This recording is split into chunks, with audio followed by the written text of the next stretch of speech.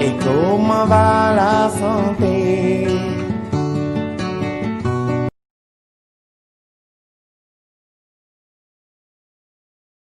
L'Institut Santé Service ISS moo leen di may seen émission Ashifa. Bonjour. Institut Santé Service ISS est l'une des premières universités de santé au Sénégal. Créée par le docteur Daoudou Sow et Monsieur Ndiaye, l'ISS dispose d'un corps professoral de haute qualité et d'une équipe de professionnels prête à vous accueillir. ISS vous offre une panoplie de formations diplômantes reconnues et certifiées telles que formation en biologie, master en analyse biologique, master en industrie agroalimentaire et biologique, master management de la qualité dans les industries agroalimentaires, licence en biologie, option analyse biologique, diététique et nutrition, industrie agroalimentaire, formation en soins, licence sciences infirmières et gynéco-obstétricales, master en administration des services de soins, master en sciences infirmières, option anesthésie, réanimation. Avec ISS, insérez-vous facilement dans le marché du travail avec des compétences requises. ISS se trouve au boulevard de la Gueule-Tapée prolongé, rue 45 angle 28. Contactez-nous au 33 821 69 59 ou sur isanté@orange.sn.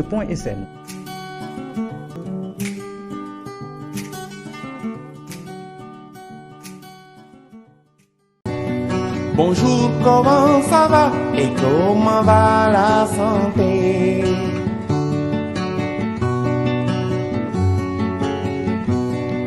Bonjour, comment ça va et comment va la santé?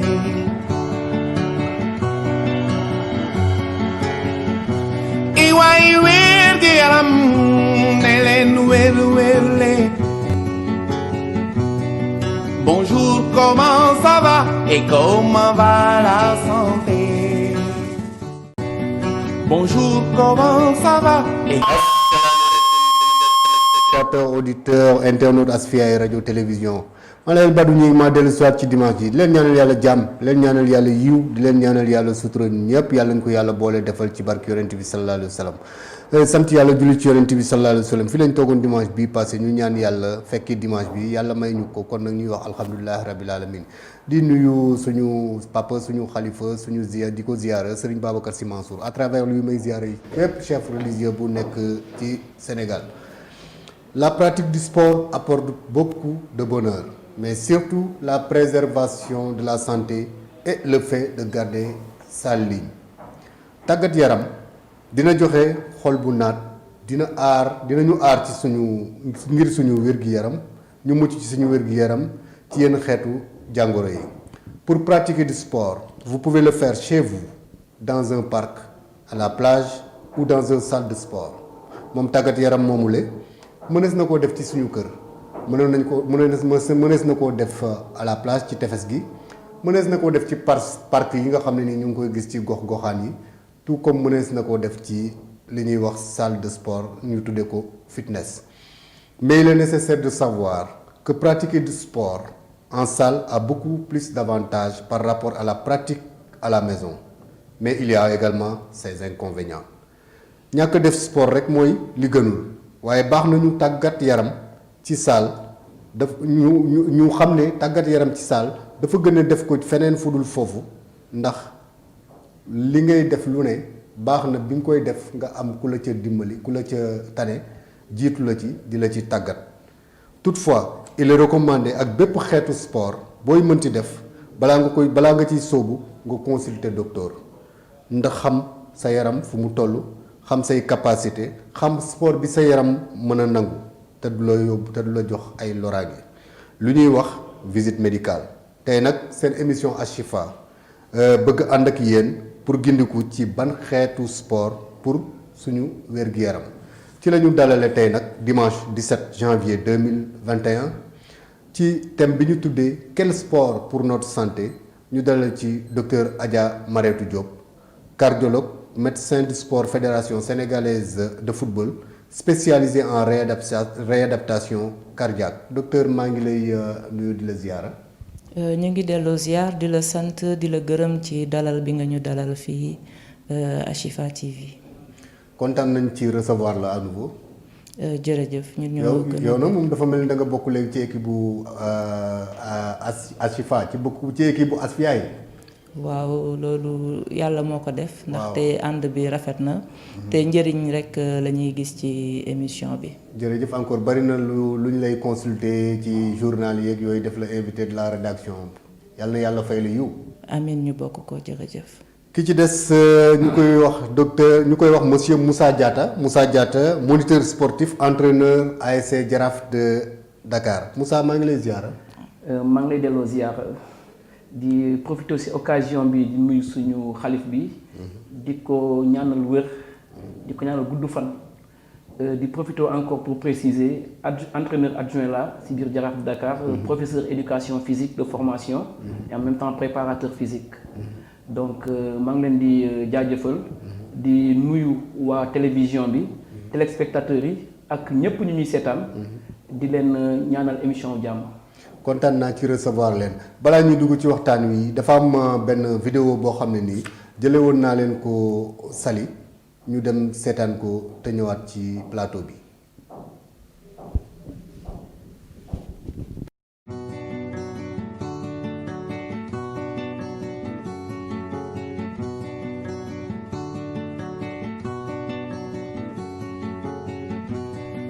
Bonjour. Docteur Babacar Ngom laa tudd. Je suis le président de l'Association sénégalaise de médecine du sport et aussi président de la commission médicale au CNOS et à la Fédération sénégalaise de foot. laaj yi nga laaj am na solo ndaxte mbirum tàggat yaram dafa nekk loo xam ne ni dafa baax ci nit day dugg ci prévention santé wér-gu-yaram mais aussi da nga ko war a def ci anam yoo xam ne nii du la indi benn gàllankoor mais seetlu nañu ne Sénégal bari na fi ay centre yoo xam ne pour tàggat yaram la di def kii yi ngay wax ñu yëkkati ay weñ yenn yi ànd ak fecc yenn yi ànd ak également fii yenn yi également ànd ak bépp xeetu tàggat fitness surtout pour régler kii pour musculaire donc abdominaux yi nga xam ne ñoo ci gën a fës te du ànd ak benn accompagnement su ma waxee accompagnement mooy amul benn waa kër docteur bu leen di xool balaa ñuy commencer bu leen di également saytu bu ñu amee tolof ci seen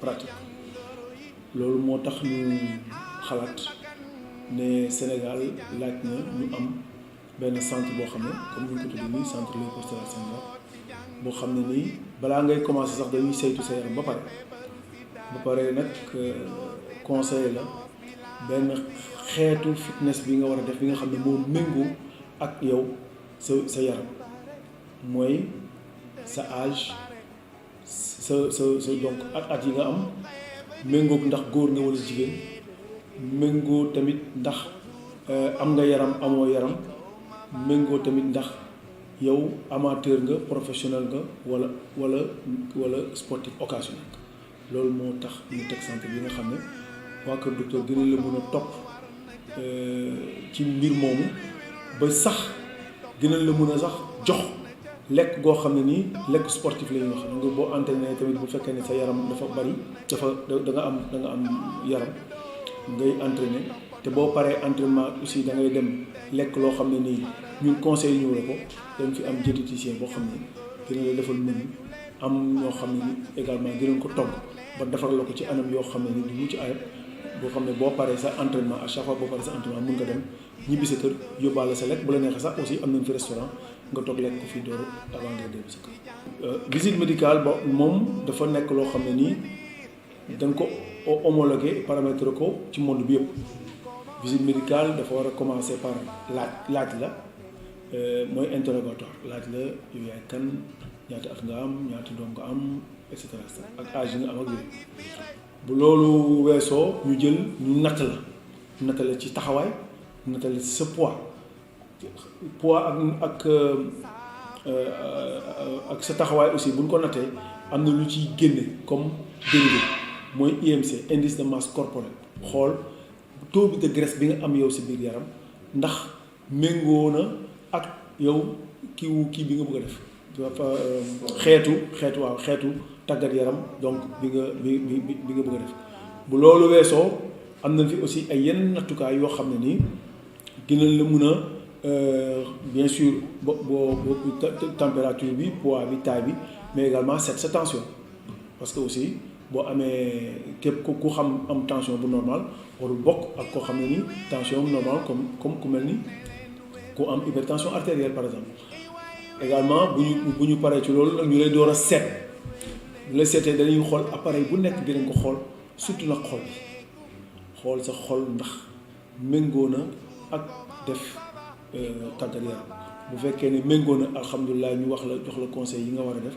bu fekkee ne méngoowul ñu traité la sa xol ba pare door la def si benn sport boo xam dafay adapté wu ci par rapport ak yow profil bi nga am sur le plan cardiaque donc xol bi bu ñu koy xool dina leen defal électrocardiogramme bu fekkee ne amul lenn lu ci nekk amuñu ci benn sikki sàkk également ñu bàyyi la nga def sa sport bu fekkee daf ci am tuuti sikki sàkk dañ lay defal échographie de repos mun nañ dem sax ba ci échographie d'effort am nañ fi cardiologue boo xam ne mooy xool loolu également di ko saytu bu fekkee ne tamit dañ dem ba am ci sikki sàkk gën a dem sax ba si ñuy tudde IRM cardiaque du matul ngay génn santé bi ci biir donc lépp loo xam ne donc war nañ ko mën a def fii ci biir santé bi parce que am nañ cardiologue moo xam ne loolu mooy liggéeyam par rapport à ça waaw am na aussi matériel bi nga xam ne moom la ñu ngi monter rajo bi nii dans quelque temps dinañ monter également scanner bi et dans le futur dinañ am également une IRM alors ñu xool donc lépp li nga xam ne mooy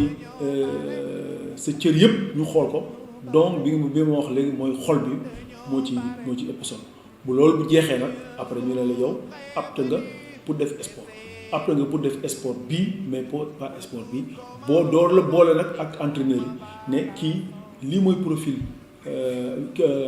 médical am donc bii mooy kon su sport Sénégal dañu seetlu ne sportif yi dañuy gaañu ci tànk ci loxo partout ci seen biir pratique te du ñu am fu ñuy fajoo bu ñuy amee fu ñuy fajoo tamit fa ñuy fajoo du am rajo wala du am kii d'analyse wala kinésithérapeute du fa nekk ostéopathe du fa nekk et cetera ñu daal di xalaat ne sportif nu mu amee solo ci réew sport nu mu amee njëriñ ci réew laaj na ñu am benn centre boo xam ne non seulement dañ fay saytu sa yaram pour balaa ngay commencer sport mais boo amee tolof ci biir kii ñu fajal la ko te doo génn centre bi donc moo tax ñu mettre en place ay salle de consultation fii ci biir centre bi unité de radiologie unité de réanimation parce que mun nga ci biir sport bi am benn tolof boo xam ne da ngay perte sa connaissance wala xol bi dafay taxaw donc am nañ fi donc unité de réanimation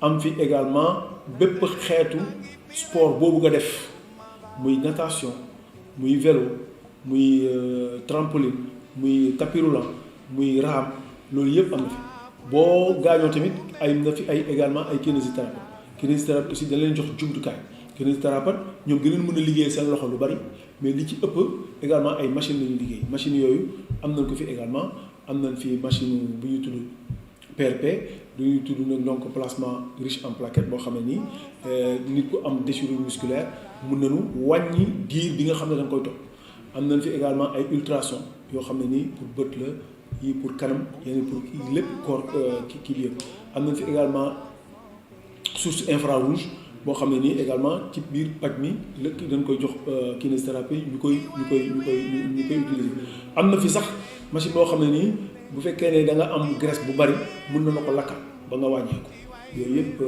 xeetu kii jumtukaay yooyu am nañ ko fi.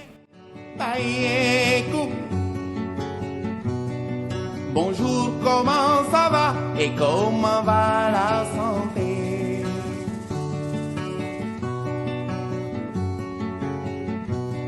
Suma tante ji nekk kaw ga tante ji nekk kaw ga. Vidéo réalisée par Traoré, notre caméraman que nous remercions.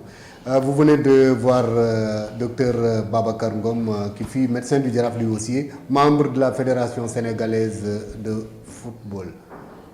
Diatta, defe naa def sport ku la ci ba mu baax na ci de ku lay woon noo koy defee am na ci solo. waaw am na ci solo torop moo tax sànq bi may déglu suñu doyen bi docteur Ngom dafa mel ni ay ree la ma def parce que li mu wax dafay ay information yu am solo ci doomu aadama rawatina ci sportif parce que dañu nekk ci réew mi nga xamante ni tey lu neex waay def ak fu nekk la koy defee te daanaka tey dafa jot ñu def terminer récréation bi ñu ñëw ci monde réel bi mën a protéger mën a aar doomu aadama yi moo tax nag émission bi man je me dis que c'est venu à son heure. merci beaucoup mais dafa mel ni lañ daan soxla bitim réew dem di ko seeti pour suñu athlètes yi dafa mel ni léegi on a plus besoin de quitter le Sénégal. xam nga ci mbirum tàggat yaram ñun ñoo bëgg a xeeb suñu bopp mais soxlawuñu jéggi suñuy frontière pour wuti ko feneen lépp lu ñu bëgg ak lépp lu ñuy def mu ngi fi ci xam-xam xanaa lenn rek mooy accompagnement ñu am yenn jumtukaay yi tegal ñu ko mais jumtukaay yi ma gis fii daanaka dal na xel pour que tey suñu sportif muy bu haut niveau muy mu niveau moyen wala bu faible niveau bi ku bëgg a tàggat yaramam ñu mën ko orienter mu am li mu bëgg. magnifique docteur Marietou Diop Adja Marietou cardiologue médecin du sport docteur Adja est-ce que dama war a jóg rek xëy dem sol équipement rek takk samay basket dem def sport. jërëjëf El Badou suñu kilifa gi docteur Ngom tënk na wax ji nee na balaa ngay def sport dañ la war a seet saytu la xool sa yaram xool tamit ni nga ko waxee góor jigéen ku nekk li nga war a def li nga bëgg a def li nga mën a def ak nan nga koy defee loolu yépp nag buñ ko tegee ci yoon ñu am ay objectif nag kiy def xam li muy def ki koy seet tamit xam kii fii la bëgg a àgg ak nii la ñuy def ba mu àgg foofu bu ko defee ñuy def évaluation loolu comme ni ko Moussa Diatta waxee dafa am solo nit ki lépp looy def dañ ko war a seet teg ko ci yoon bi nag buñ ko ci tegee buñ demee ba ci digg bi ñu seet càmbar bu tegee ko ci yoon bi ñu dellu si waat ci kaw yoon bi loolu dafay am solo ci sport bi.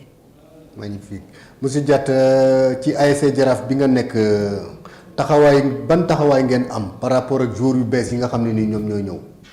xam nga tey li tam ma ci gën a neex mooy docteur Adja mi toog jour bi ñu waxee ni dañuy def parce que tamit xam nga club yi comme dañu nekk championnat professionnel lépp li docteur Ngom wax tënk fédération sénégalaise de football léegi daanaka licence bu ab footballeur am rek dafa am protocole bi ngay suivre mooy visite médicale bi ñuy wax daanaka Jaraaf bi mu koy def docteur mi toog moo ñëwoon bi ma ko gisee dama ay ree la ma def ñu liggéey ci nag def ci ay jéego yu bëri ba nga xamante résultat yooyu ñu ngi ma denc jox arrangé na ma trop parce que bi mu yegsee def visite médicale dafa ma ne ma kaay ñu liggéey donc on a travaillé ñu jël ko c'est pour te dire que tey pour def sport il faut nga suivre benn protocole protocole boobu nag mooy tax nga mun a atteindre say objectifs def ay jéego est-ce que docteur la visite médicale est exigée et généralisée équipe yëpp ñu ngi ciy jaar ñu ngi ko war a def ñu ngi koy defee ni ñu ko war a defee. waaw équipe yëpp ñu ngi koy def loolu xëy na du ma wóor waaye équipe boo xam ni wax dëgg yàlla woo nañu pour ñu def ko dañ koy def ak yow te comme ni mu ko waxee buñ koy def dañuy fexe ba préparateur physique bi wala entraîneur bi ñëw bu ko defee ñu xool ndaxte sport moom mooy loo xam ne kenn mënu cee tappale. tey jii boo nee mën naa daw 20 kilomètres. buñ la tegalee 20 kilomètres boo ko dawul ñu xam ni la nga doon wax amul. joueurs yi aussi buñ demee noppalu ji seen kër dañ leen di jox programme bu ñu war a def ku ko ci deful. boo ñëwee comme li mu wax bi ñu liggéeyee ensemble ak joueurs yi. ñi ma teg sama loxo ne ko diw ak diw. xoolaat leen nee na ma ñooñu dañoo xaw a am tuuti tappale. mooy wane ni sport lépp li ñuy def dañ ci war a déggoo. médecin bi préparateur bi. ak ñi wër équipe bi yëpp loolu day tax mu gën a jëm kanam ñu teg ko yëpp ci yoon rek loolu mooy li am solo. Monsieur Diatta, est-ce que vous prenez en compte les suggestions des médecins qui vous accompagnent? Bien sûr xam nga quand on parle de staff c'est un ensemble. et ñëpp am ku nekk sa wàll. dafa am solo ci puzzle bi. soo wàcc bayee benn détail rek ëllëg di nga ko gis. moo tax nag je veux dire que tey entraîneur mënul dem sans médecin. donc médecin bi walla pàccam dafa am solo si li ñuy liggéey ba nga xamante ni tey man daal je me dis que mënuñu séparer c'est pas possible. waaw. man docteur Adja Maratou mës naa gis benn médecin bu joxe réserve ci benn athlète ci benn joueur équipe nationale Cameroun la woon ñu mu jàppante ci ak entraîneur bi dina nekkoon day football ba par force mu jigéen ñu dem waa ji daal di dee ci terrain bi lan mooy expliquer mort subite. Mort subite buñ ko bëggee déjà leeral. mooy dee goo xam ne dafa gaaw bette. ci koo xam ne ci bis bi walla ci waxtu yi ko jiitu rekk dafa jàmbat xaw a néew doole néew kàttan walla miir. ñu gis ne ci minutes yi ci simili yi ci topp rekk dafa gaañu mën na ci ñàkk bakkanam nag ndaxte xol bi dafay taxaw. buñ góorgóorluwul defal ko geste de réanimation yi nga xam ni ñu ngi ciy ñaaxaat nit ñi képp ku nekk ci terrain bi ku nekk ci wetu terrain bi képp kuy dund daal war nga mën dimbali sa moroom moo xam ne daanu na xol bi taxaw li ñuy wax massage cardiaque kooku ñëpp war nañ ko war a mën a def loolu encore une fois ñuy ñaax askan wi baax na ñuy xaar sapeur pompier ñuy xaar docteur yi waaye war nga sa biir kër nga mën a defal nit ki li koy sauver nga jàpp ci ndaxte minute boo perdre rek mu ngi gën a chance su récupérer bi day xaw a jafe. ok monsieur Diatta est-ce que ci wàllu woowu équipe yi ñi ngi ut koo xam ne dina leen former ci massage cardiaque yi nga xam ne bu lu mel noonu amee ci terrain bi dinañ ko mën a commencer jël en charge balaa sapeur pompier yi di ñëw ak yu ni mel. waaw loolu nag équipe yi eggaguñu si yooyu. amaguñu ko parce que équipe yi souvent. seen staff médical sa du complet trop. du complet trop parce que quand on parle de staff médical day am le médecin l'orthopédiste ainsi de suite bon amaguñu yenn moyens yi mais li mu wax ni équipe yi yëpp structure yëpp sax même pas équipe yi muy yenn seen télévision bi ak ku nekk war nañu def ay stage yi nga xamante ne de secourisme ba nga xamante ne tey su amee ay cas ñu mën leen a secourir sans pour autant ñuy oo waa sapeur pour ñu ñëw loolu moom ça doit être vraiment lu automatique quoi dans toutes les structures waaw. yow yaa ngi ci salle de sport yi léeg-léeg. waaw maa ngi suivre actualité salle sport yi parfois maa ngi ci salle yi tamit waaw. waaw salle de sport yi ak léegi ni ñu bëree ci réew mi est-ce que ñi ngi répondre ci normes yi nga xam ne nii bon moom moo war a nekk par rapport ak bi ma gis sànq fii ci reportage bi nga xam ne dafa boole sport boole wér-gi-yaram lépp ci benn structure boo xam ne nii dañu ne sax salle de sport la mais booy xool hôpital la tamit. xam nga question boobu. foog ñu waxtaan ci. teg ci baaraam ñu waxtaan ci bu baax. lii nii ay professionnels. ñoo ko ubbi. des professionnels du métier. mais la plupart du temps salle de sport yi am fii Sénégal. ay businessman ñoo koy ubbi. ay gars ay nit ñi nga xamante ne néew ñu ci sport bi. donc ñooñu wér-gu-yaram taxul leen a jóg. mais utum koppar moo leen tax a jóg. te ñoom ni ñuy xaalis bi gën a duggee rek loolu leen intéressé. par contre ñii dañu créer salle bi nga xamante ne pour dimbale doomu aadama yi. pour créer lu ñuy wax réathlétisation. rééducation. mais encore former en même temps des gens yi nga xamante ne pour les métiers du sport. mais contrairement ak li ñu am ci salle yi fii salle yi yow benn nit mooy jóg fële rek am ay millions am loué benn këram jënd ay matériel am teg saalam. ok docteur Adja Maratou gis naa ñuy teg musique boole kook am pecc ci tàggat yaram yenn rythme yu cadence yu méttee métti ah est-ce que yooyu baax na ci xol ah. loolu ñëpp gis nañ ko dafa xew. waaye ku nekk rek ngay déglu sa yaram.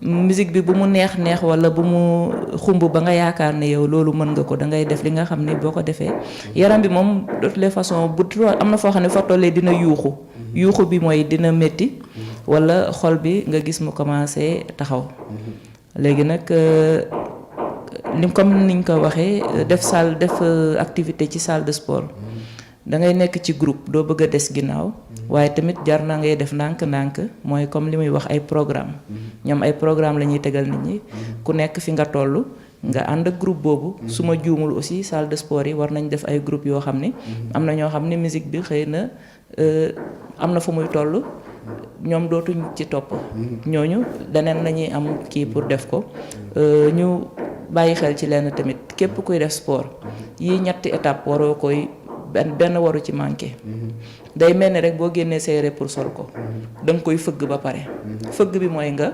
échauffé wu boo paree da nga koy sol mooy yaa ngi def activité bi boo paree activité bi da nga koy summi boo ko summee tamit doo ko taxañ rek sànni da ngay def liñ naan étirement mooy da ngay tàllalaat yére bi lemaat ko ndaxte bu ëllëgee da nga koy soxla yaram bi tamit même chose boo paree da nga koy étirer ndaxte soo paree boo deful loolu muscle yi du ñu récupérer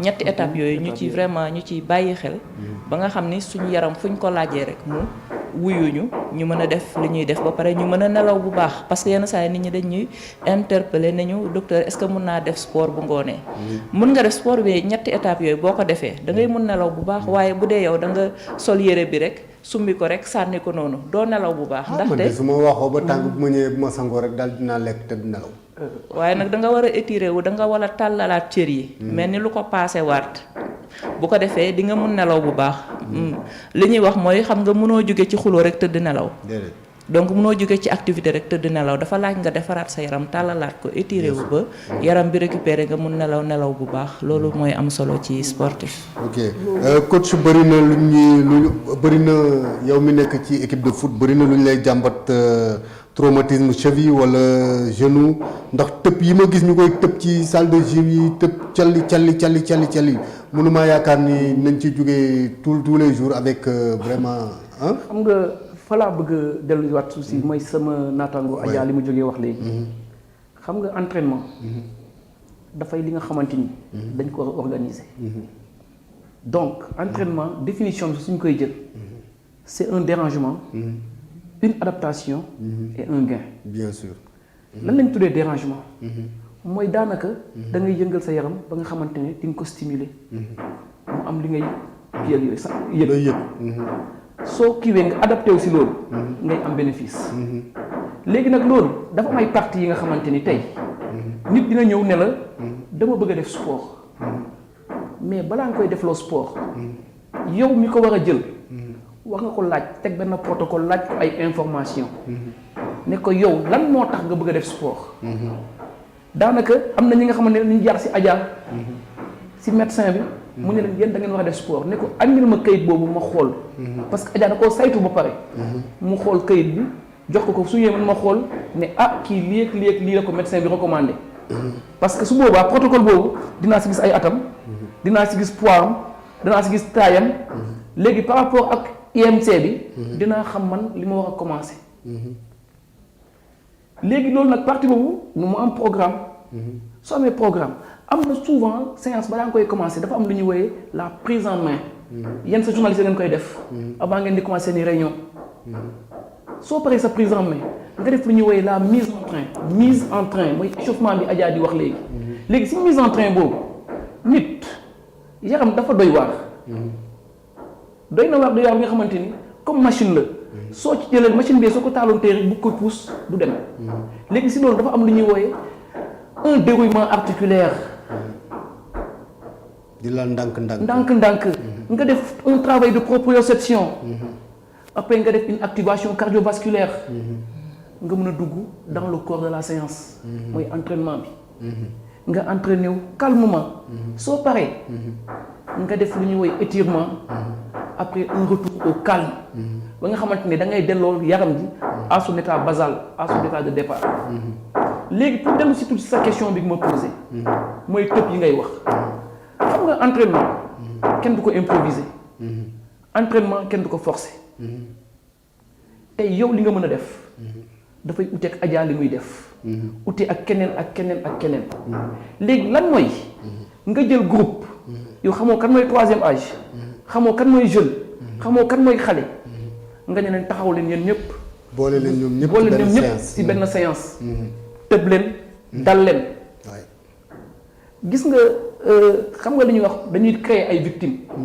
te nag am na li nga xamante ni je parle sous le contrôle du médecin tey suñu cër yi par rapport ak poids bi ñuy am par rapport ak âge bi ñuy am bien sûr am na mouvement yi nga xamante ni oui dañ ko jombal suñu bopp du ñëpp ko mën sax ñëpp a ko mën tey di nga gis di nga dem tey si corniche bi nga gis mbëri di entraîné wu di def marche canard ay course arrière mais loolu ñoom peut-être entre guillemets que loolu lañ leen wax mais réellement lan la ñuy wut réellement lan la ñuy wut moo tax nag ma ne encore une fois de plus nañu dem vers les spécialistes waxtaan ak ñoom mais en partie l'État est responsable l'État est responsable parce que contrôlé wuñ dara parce que contrôlé wuñ lu neex waay def parce que tey soo jógee Dakar mbedd boo romb ñu ngi teg musique ay nit wër tëb yuuxu dal ñàkk tooy xep nga ñibbi peut-être ak âge bi ñuy am duñ ko sentir mais avec le temps day am li muy ay jàngoro yu muy créer seen biir yaram bien sûr docteur ni ma déggee Moussa Diatta waxee ko ni moom mooy ñi war a ànd ñoo war a ànd dañu war a vraiment segg âge yi ñi war a ànd ñi nga xam ne ni ñoom ñoo yem capacité ànd defandoo seen gym defandoo seen sport mais bañ a généraliser ñëpp bokkandoo ci benn groupe bi waaw ñëpp bañ a bokkandoo benn groupe bi ñi ñuy wax ay groupe de performance ñu génnee ko ñi war a ànd beneen bi tamit nga bañ a gis nit di def dara rek nga def loolu nga topp ci loolu tamit dafay indi loraange sam benn maam doon na wax naan boo gisee jaan di watatu rek nga yaakaar yow dangaa war a dugg ci biir ñax mi boo moytul ay xaaxaam dina la sàppi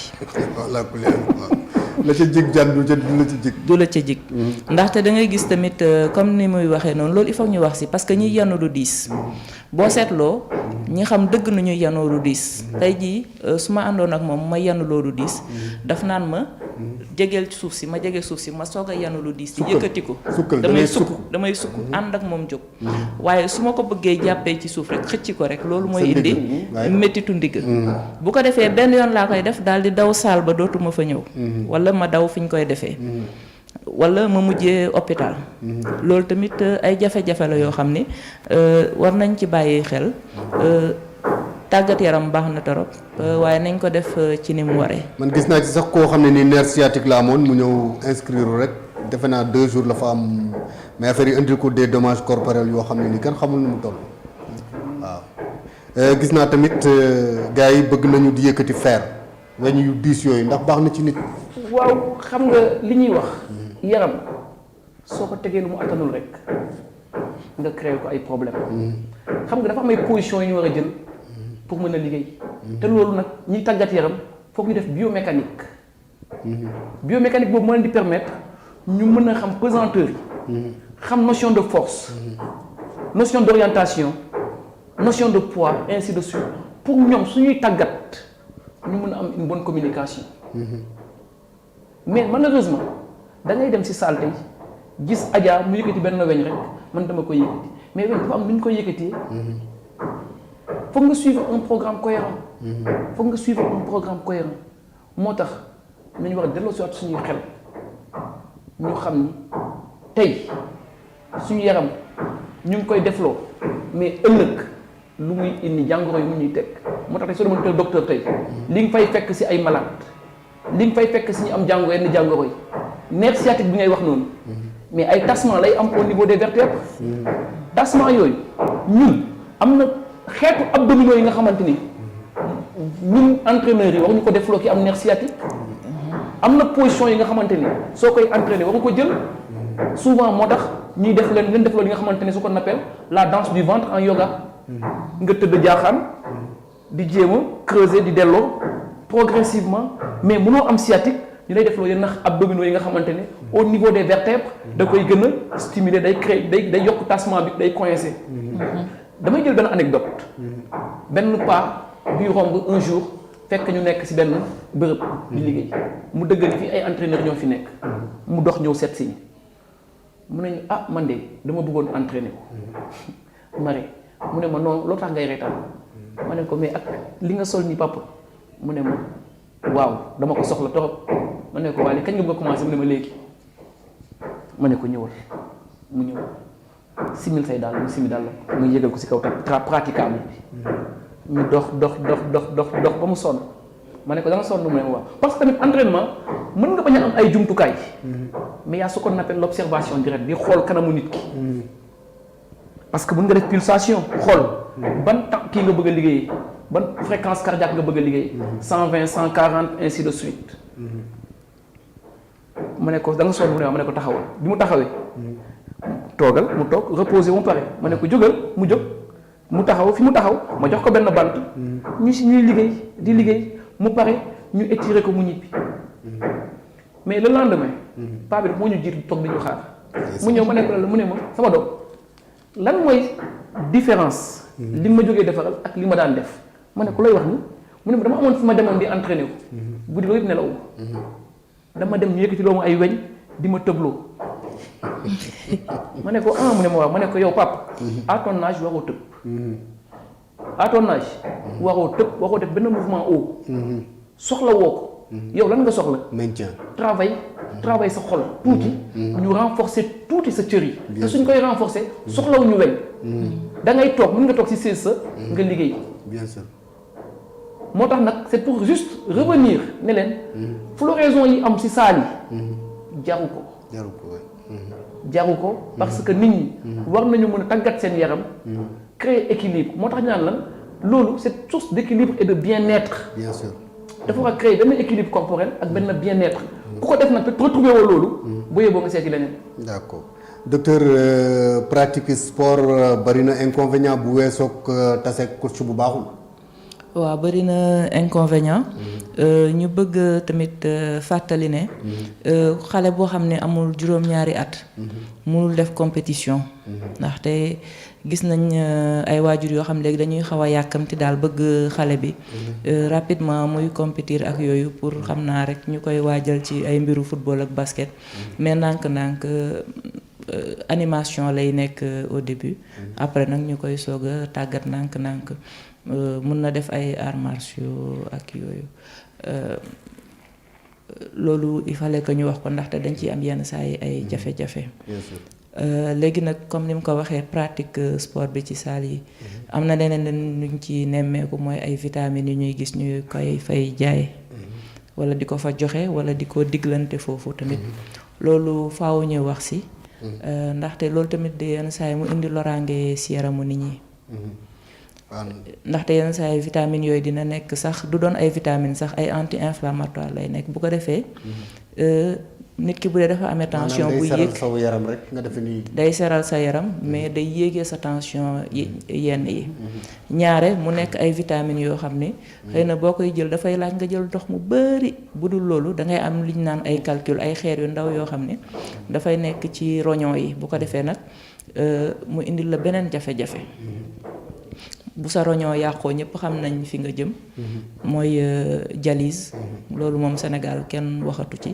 ñëpp teg nañ ci seen bët yenn boissons yi aussi ñu koy jëfandikoo nga xam ne da lay indil naqari deret wala bëri xadar pour gaaw a yokk sa muscle loolu tamit baaxul coach mu ngi toog mën na ci wax ndaxte mooy genre ay caféine yi ñuy jël ak ay taurine nga xam ni da ngay gaaw pour nga gaaw a récupérer ak yooyu loolu yëpp yaakaar nañ ne daal boo amee nelaw bu baax am lekk gu baax li ci des yëpp mun nga koy am ndànk-ndànk Diatta comme ni mu ko waxee nii ñoom anabolisant yeeg caféine yeeg taurine yeeg ñoom protéines yi surtout gis naa mbër yi di ko jël di pour loolu yooyu noonu moom conséquences yi kenn mënu ko wàññi xam nga dañu nekk ci monde business te je pense que le sport du caaxaan c'est une entreprise tey li muy jógee wax léegi mooy xeetu anabolisant yooyu daanaka mën na la jox une masse musculaire bi nga xamante ni sa potentiel musculaire du ko atteindre c'est très dangereux benn ñaar yaram kenn du ko foowee da nga tànn ne lii dama ko bëgg a def métier xam nga sport dafa am sport ak activité kii def sport mooy ki nga xamante ni tey dafa ñëw taxaw comme sama joueur mu ñëw ni damay signer contrat damay def sport nga bëgg ko def métier da nga war a def sax lépp li nga am concentré wu respecter say entraînement respecte sa alimentation respecte sa récupération ñett yooyu sportif bu ko deful sa carrière day gàtt entraînement alimentation récupération ñaata séance d'entraînement moo baax non ku sportif moom entraînement régulier des séances régulières tandis que ku nekk ci activité kooku physiologiquement parlant dañ ko laaj mu def ñetti séance par semaine muy tëbal lundi mercredi vendredi ou bien mardi jeudi samedi moo xam parce que yaram tamit soo ko su liggéeyee da nga koy noppal mais kooku nekk ci activité bi laaj ñu ko mu def yenn xeetu ki nekk ci activité bi mooy kii compétir déedéet kooku ki nekk ci sport mooy compétir ki nekk ci sport moom mooy kii mooy def compétition ki nekk ci activité mooy sama compagnie moom équilibre lay wut ok xam nga tey dañu nekk ci dëkk bi nga xamante ni xam nga bu njëkk da nga daan dëgg ñuy wax goitre la maladie du base d'eau ay Tamba ay Kédougou nga ko daan dëgg parce que ñoo amoon problème iode bien sûr mais c'est fréquent dans les grandes villes lu tax parce que stress bee koy joxe léegi activité tàggat yaram boobu activité bi ñuy def bien sûr day lutter contre le stress contre l'embonpoint ça nous décompresse bien sûr mais malheureusement ñun dañ koy utiliser à d'autres fins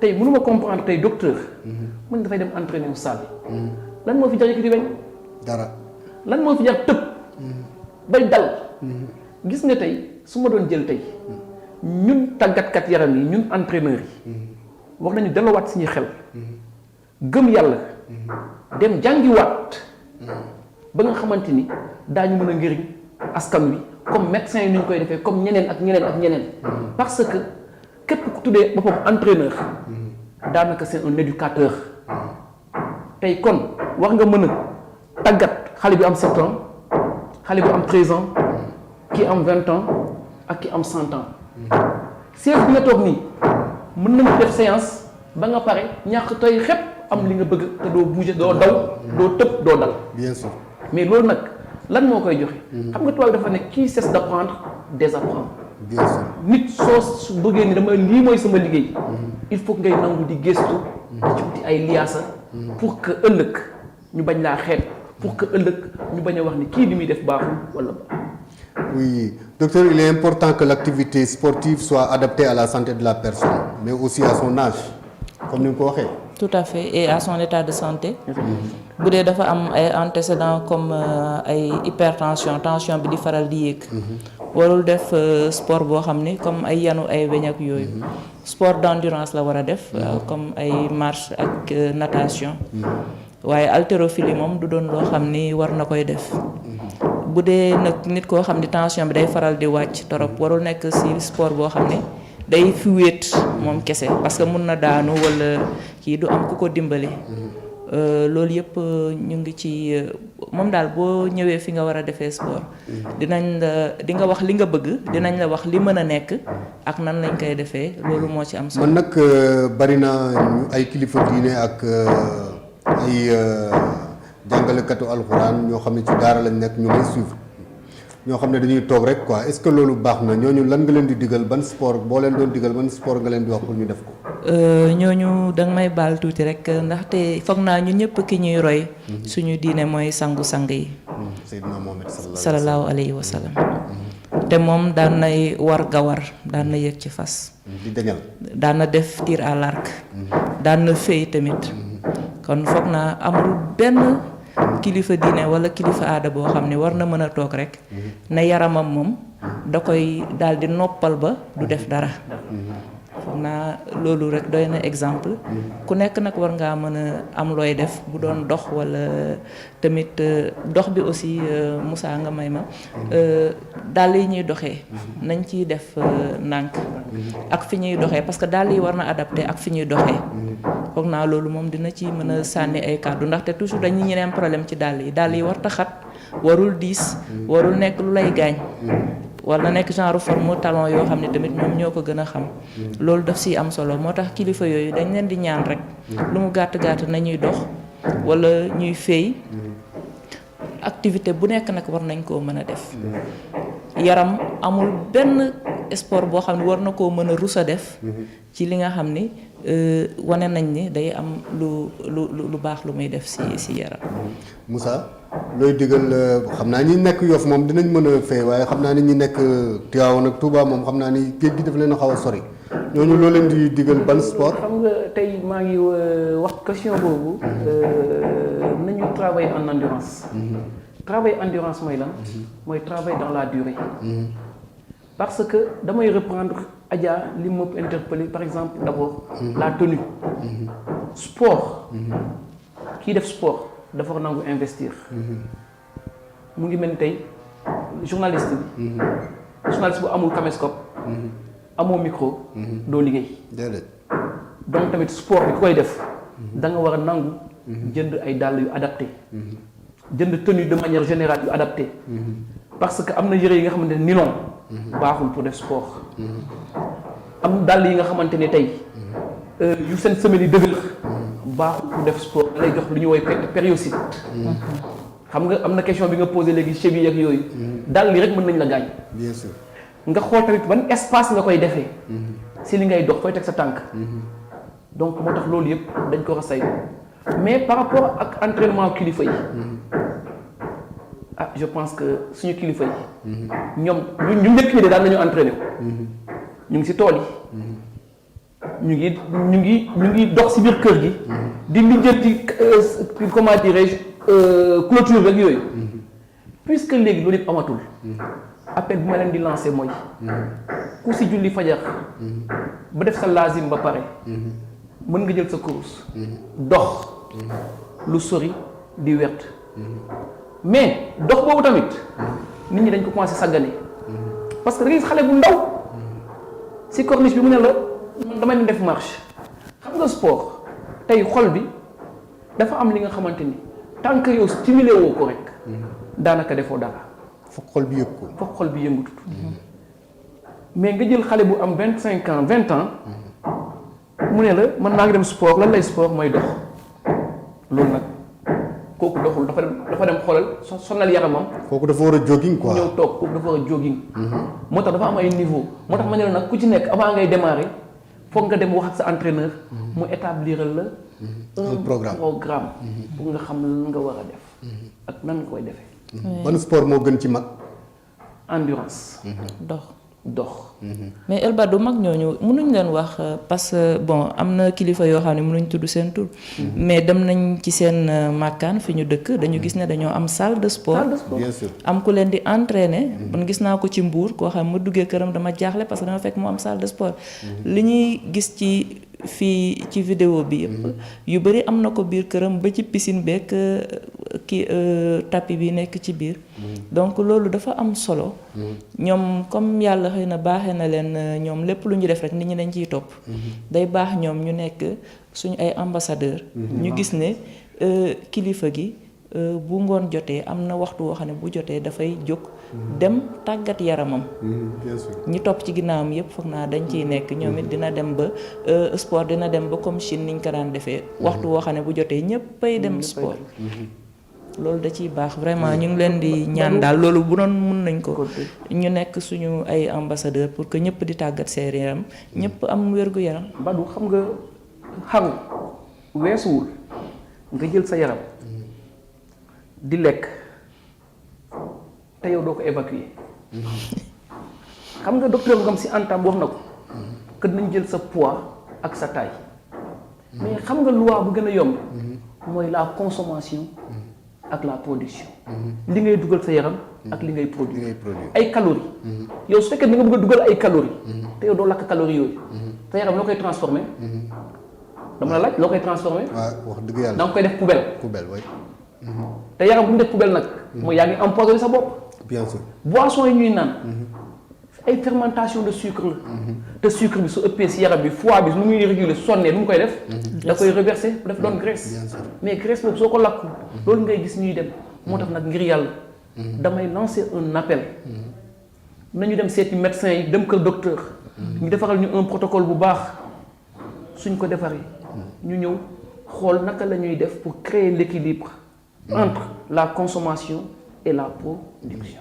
important docteur question-réponse très rapidement et l'émission tire à sa fin diabétique ban sport la war def. Comme li ñu wax rek sport bu régulier. tous les 3 jours tous les 2 jours mu vraiment def sport marche. mais mun na def yooyu xeeti sport yëpp. mun na def xeetu sport yëpp na doon rek ñu koy surveiller ak suukar si bañ a wàcc. ok est-ce que su may def sport sama tension dafay monter ndax sama yaram ni muy tàngee. Non. Automatiquement du monter bu tax ñuy wax. Normalement day am adaptation entre battement cardiaque bi ak tension bi waaye dafa am récupération rapidement. ok ki amee tension bi wàcc moom mën na def sport. mën na def sport waaye accompagner warul wéet warul daanu tamit. ok tension ak musculation est-ce que wóor na. kooku wóorul. am na protocole yoo xam dañ koy joxe ñi am tension bu yéeg duñ leen chargé duñ leen sëf. loolu baaxul. ban sport moo gën ci xol. dox foog naa dox moom ci bi ci gën dox natation. ñaar yooyu daal gisaguñ ci bu leen ci tane. ki ñu opéré defal ko pacemaker est-ce que kooku mën na def sport. bien sûr. maanaam ki ñu def pile ci xol bi. kuñ defal pile ci xol bi ñoom am nañ sax ay championnat yoo xam ne dañ fay dajaloo di def sport. mais comme li nga wax rek ku nekk da ngay ànd ak sa maas ak sa morom. ok ki amee asthme ban xeetu sport lañ ko digal. kooku sport boo xam ne daal amul pënd buy jóg. kooku mën na koo def. boo xam ne du am poussière. boo xam ne du am poussière. ok ki amee obésité yaramam bëri ban sport la war a def. kooku mën na def sport yépp mën na dox mën na kii na fekk rek yaram wi nangul ko. li bon mooy nga def sport boo xam ne sa yaram nanguwu ko wala foo xam ne da ngay gaañ say yax parce que ñoom tamit li ñuy am problème mooy oom yi. ñuy bañ a yàq seen oom yi loolu lañ leen di kii comme ay tëbëk yooyu moom du baax ci ñoom. monsieur Diatta gymnastique yi ma gisoon élèves yi ma gis élèves yi di ko def day moom du wàññi dara seen yaram. plus non si motricité lay travailler ci ñoom. ok day travailler la motricité. ci élève bi. waaw. mais wàññiwul dara ci seen wér-gu-yaram. ci seen wér-gu-yaram non wàññiwul dara seen wér-gu-yaram. ok docteur il arrive de voir en consultation benn athlète boo xam ne nii comme ni ñu ko waxee woon kii organisme day endommager organisme am dafa am importance sama réalisateur ne ma naaj dellu si dafay endommager son organisme ndax xeeti garab yi muy jël pour am yaram pour boo ko gisee rek ñu ne waa ji dafa sekki mais yooyu ban sensibilisation ngeen ci war a def pour surtout à l'endroit des lutteurs quoi pour ñu xam ko. loolu ñu ngi leen di ñaan daal lépp lu ñuy def. nañ koy def ndànk-ndànk di teg benn par benn. loolu moo ëpp solo nga am combat fii ak weer rek ne da ngay jël 15 kilos diggante tey ak combat bi loolu baaxul nañuy liggéey progressivement li ñu doon wax rek sport moom du tricher. loo ci def naka sa dul noonu rek day feeñ yooyu moo leen di jural yenn saa yi produit yi ñuy jël ñu jëlee ci ay diabète gis nañ ko ba tàyyi ci ay mbër yoo xam ne li ñuy utiliser. parce que day am caféine am taurine mais suukar si aussi day bëri. suukar si commencé yéeg ci deret bi bu ko defee nag yaram bu bëri nag daal di ñëw waaye yaram bi nag du doon yaramu suux ci li gën a bëri yaramu graisse lay doon. bu ko defee bu waree def activité physique bi comme ni mu ko bëggee woon dafay gaaw a xiix gaaw a sonn ndaxte xol bi du ko àttan. booy xool sax li ñuy am ci yaram ci kaw sax duñ ko am ci suuf. voilà loolu yëpp déséquilibre bi mu doon wax sànq dafay daal di dikk ndaxte suux yi du suux moom buy lalu day lalu ndànk-ndànk di teglante boo ko forcé rek nag biir bi mooy daal di ñëw génn du jur lu baax. bien sûr Diatta ban sensibilisation nga ñuy may ci xale yi nga xam ne dañuy def gymnastique ci école yi ak ñoom seen yooyu. xam nga gymnastique dafay activité bi nga xamante ni dafa bokk ci programme éducation physique. donc tey ñu ngi wax ci mbirum tàggat yaram ak santé. te institution bi dafa mayoon nit ñi. ñu créer ce qu'on appelle éducation physique et sportive ci biir établissement yi. ci biir pratique boobu dafa leen jox ñaari waxtu. am na ñi nga xamante ne dañuy def cycle long mooy 2 heures. am na ñi nga xam dañuy def cycle court mooy ñaari yoon 1 heure. man su ma sañoon nag. ñaari cycle court la ñuy def 1 heure pour que xale bi au moins mu def ñaari wax activité ci semaine bi léegi ñetteel bi nag parents yi xool yenn école privée ñu ngi koy def créer activité seen biir école pour xale yi am 3 activités mais gymnastique boobu lu muy développé ci xale yi mooy lan mooy day travailler la coordination la motricité loolu lay développé ci élève bi donc loolu nag mooy bienfait yi nga xamante ne tey gymnastique dina ko développé ci yaramu élève. maa ngi lay féliciter ci victoire Jaraaf semaine bi passée di la jox yóbbante ci Ndofène Fall sama cousin président ak Cheikh Tidiane Seck que j'adore personnellement nekk suñu grand moom tamit nekk partenaire ci Asfiya yi looy tàggoo. donc vraiment tamit di ne ngàcce ngaalama Cheikh muy président wu Jaraaf. un président vraiment bu mat njiit. bi nga xamante ne mu ngi def kimtalaay kattanam pour yóbbu Jaraaf fi mu musuta àgg. donte Jaraaf équipe bu mag a mag la yombul. mais mu ngi ci daal mu ngi def li mu mën. mais sama dernier message. mooy gars yi sportif yi. nañu bay di jëfandoo. anabolisant. anabolisant baaxul. day wàññi seen durée de vie. day gàttalu fan. day gàttal fan. te gàttal fan boobu. kenn ñaanu ko yàlla. suñu nag kilifa yi tamit. kilifa diine yi. ñu ngi leen di ñaan. tamit ñuy def sport. di tàggat yaram. dafa baax parce que dañ leen soxla. sédentarisme sax baaxul. loolu nag lay tàggu te vraiment tamit maa ngi gërëm waa télévision bi ak téléspectateurs yi si waxtu bi ñu accordé nii pour mën a waxtaan si mbirum santé di tamit gërëm sama sœur. sama lépp Adja Mariétou Diop bi nga xamante ni. vraiment ñoo ngi lay remercier Adja looy tàggoo. xanaa sant ak ngërëm tey bi ma toogee ak sama ñaari frère ñuy waxtaan ci lu am solo muy tàggat yaram bi nga xam ni ñëpp war nañ ko mën a def amul fu waay toll ci yaram wala ci at wala ci poids ba du war a mën a tàggat yaram loolu dafa am solo. bu amee ñaari garab yu nit war a jël muy lekk gu baax ak tàggat yaram beneen bi di xel mu dal ngir ñu am wérgu yaram jërëjëf. maa ngi leen di sant di leen gërëm ci noonu ci lay tàggoo sama téléspectateur auditeur internet bu yu Ashifa di leen ñaanal yàlla jàmm di leen ñaanal yàlla yiw di leen ñaanal yàlla sutur di leen joxaat rendez-vous dimanche prochain pour beneen thème ak yeneen invité asalaamaaleykum wa rahmatullahi taala wa barakatu.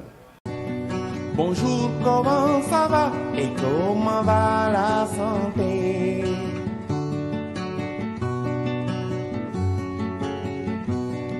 Bonjour, comment ça va et comment va la santé?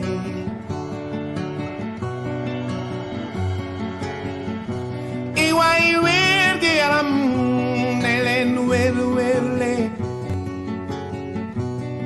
Bonjour, comment ça va et comment va la santé? L'Institut Santé Service ISS moo leen doon may seen émission Ashifa.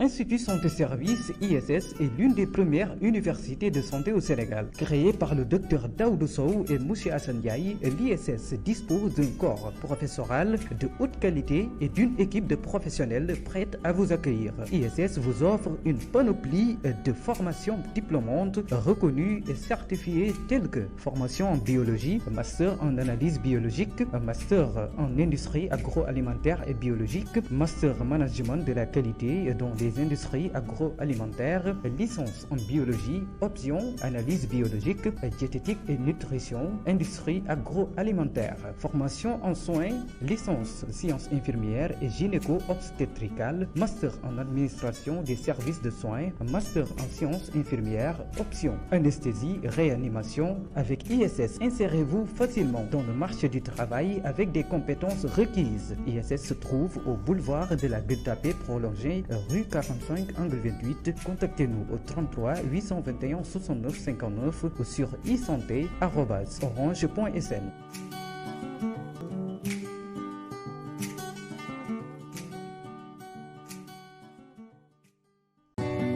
Bonjour, comment ça va et comment va la santé?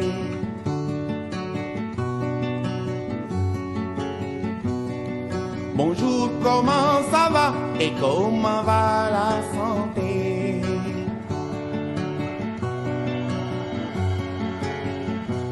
Iwai gi yaram ne leen wele. Bonjour, comment ça va et comment va la santé?